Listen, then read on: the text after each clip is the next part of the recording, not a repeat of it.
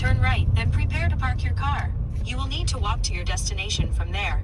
Today we're going to go see the Fountain of Youth. We might even drink the water.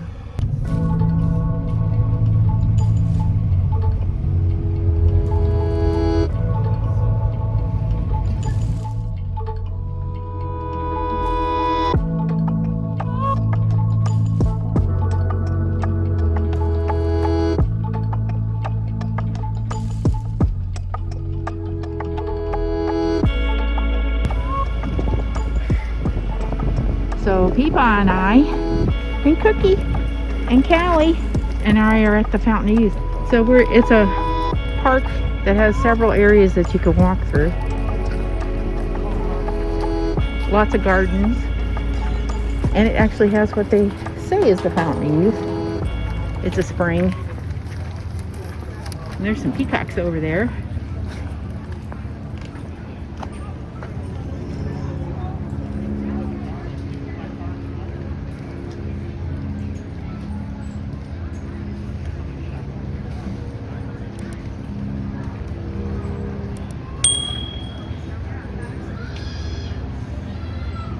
Spring house where you can drink from the fountain. All this stuff to explore as well around here.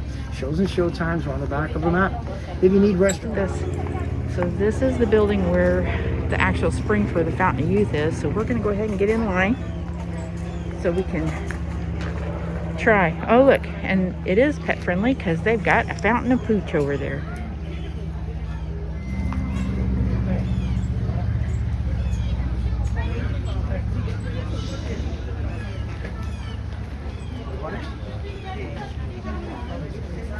Oh. You're like, nope. Put in place by Condenser when he arrived here in 1513, claiming all the land for the king and the queen of Spain right behind you. You see their photographs for the name of Isabella.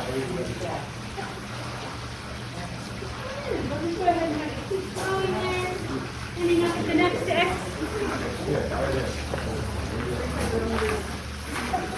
Well, it is a bit tricky going right. It is a bit of an acquired. So I will say that, people might not necessarily be familiar with those 30 to 40 minerals. Using the city water that will use will be our first one. The other thing is to find that something that is quite system, community, they have to put in chemicals, that water treatment. Now here, it's very safe. I've never known anyone to get sick from it. To continue also, 240 people.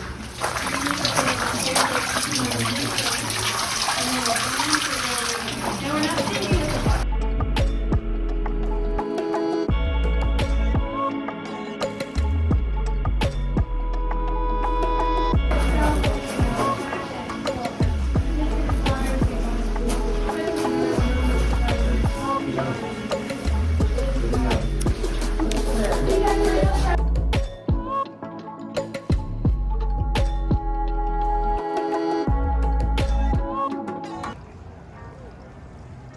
This is interesting. They have these clay jars that are water collection urns, and they are, all of them are over 300 years old. They used to place them under like the eaves of the house and collect the rainwater. And this was the site of a Timuncuan Indian village called Seloy from the 16th century.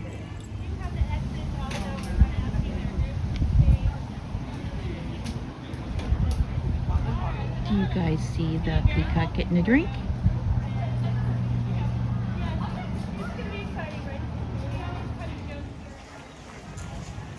These cannons here are from the USS Constitution.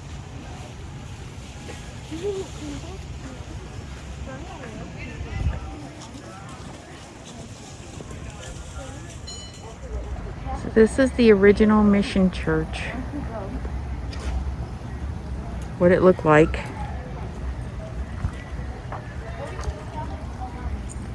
And this is a replica of it.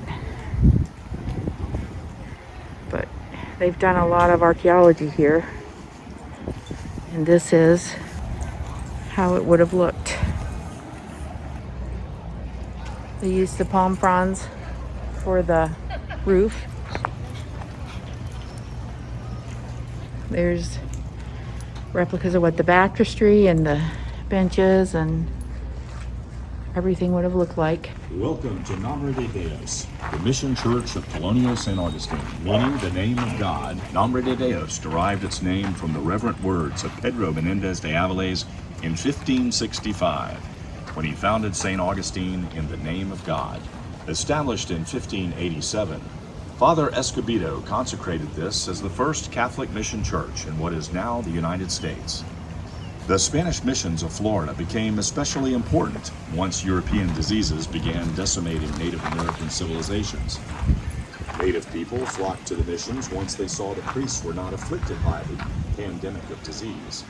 Over the next 137 years, Nombre de Dios would serve as the headquarters and cornerstone for the Spanish chain of missions that would string like a pearl necklace from present-day Tallahassee to St. Augustine, and then north up the coast to the Sea Islands of Georgia and South Carolina. This is an example of the Timuncuan dugout canoes. And you can pause right now if you want to look at some more information in detail on this.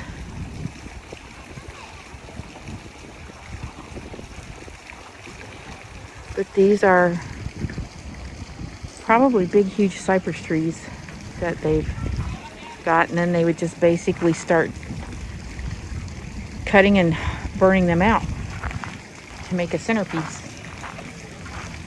And this is a replica of a village.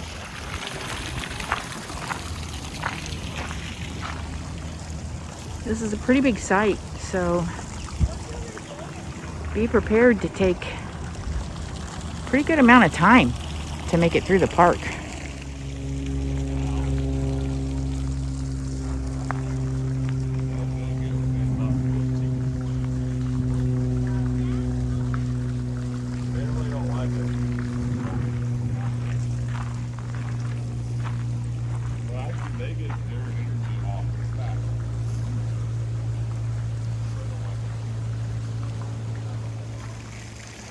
If you'll notice here,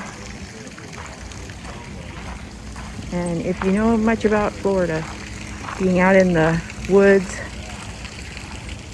or out by the marshes or any of the rivers, you find shell mounds that were left by the Indians.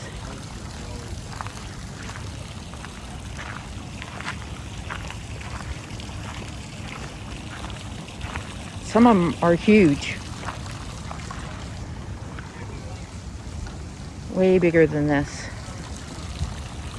But if you see something like this, it's usually something that's archaeological and you shouldn't mess with them. They also have a blacksmith demonstration here, because that would have been essential to have here.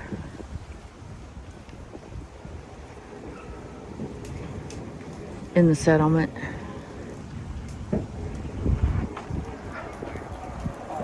And you can see the heat coming off of that.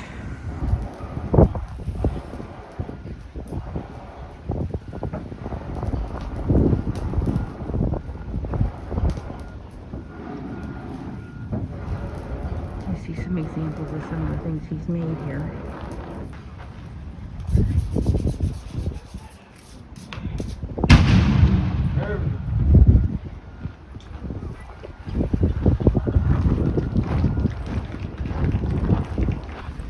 In case you're wondering, that was the Canon. This is an example of how they used block and tackle, and it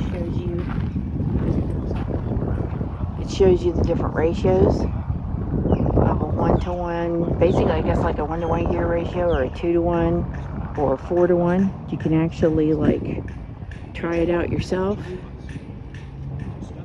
And if you look here at the details, it explains to you which one uses the most rope or requires the most strength, and it's about mechanical advantage. But this was one of the most important tools on board ship and in the settlement. Right there is the boathouse, where they talk about the types of ships that they use, which they call them chalupas. This is the example of the types of ships that the boatworks built here.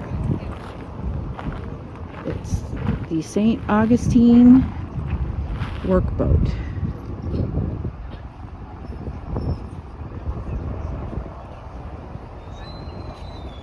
They could either be rowed or wind powered. Pause now if you want to look at this in more detail.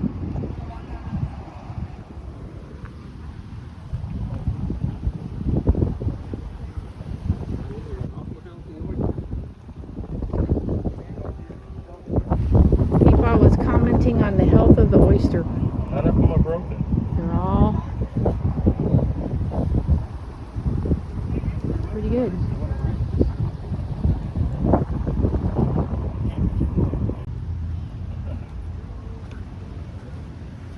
This is the site of the first fort. If you pause, you'll be able to see the details on that. Sir Francis Drake.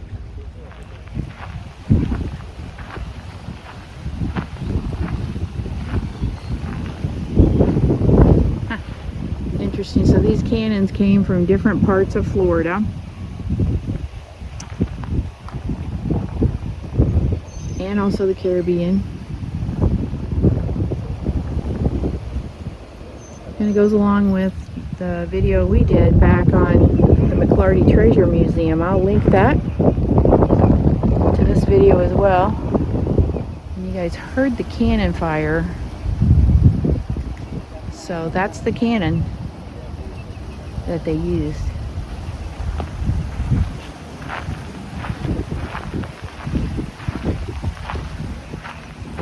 And here's an example, I bet, of like the cannonballs and other shot and stuff that they use here. It's kind of cool. Tower is a replica of the sentinels that they had along the coast. The Spanish did. Warning systems. You can see some drawings of them there.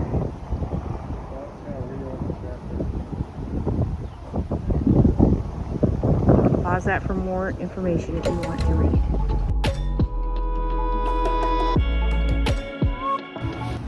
Here's some details about Juan Ponce de Leon's basically his career and how he rose through the ranks. His early life. This is his early life and arrival in the New World. These are details about his 1513 voyage of discovery.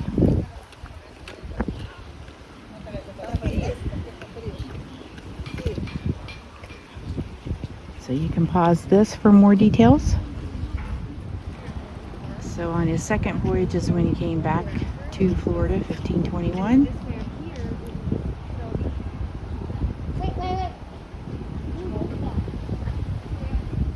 And this is a statue commemorating Ponce de Leon.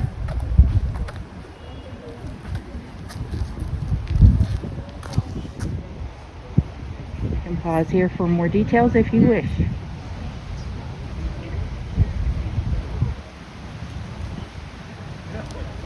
Rotunds everywhere.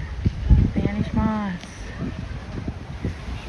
Here's an example of the copper cauldrons that they used to use in the New World colonies. May have been used as at a shore station for making whale oil because of the round bottom.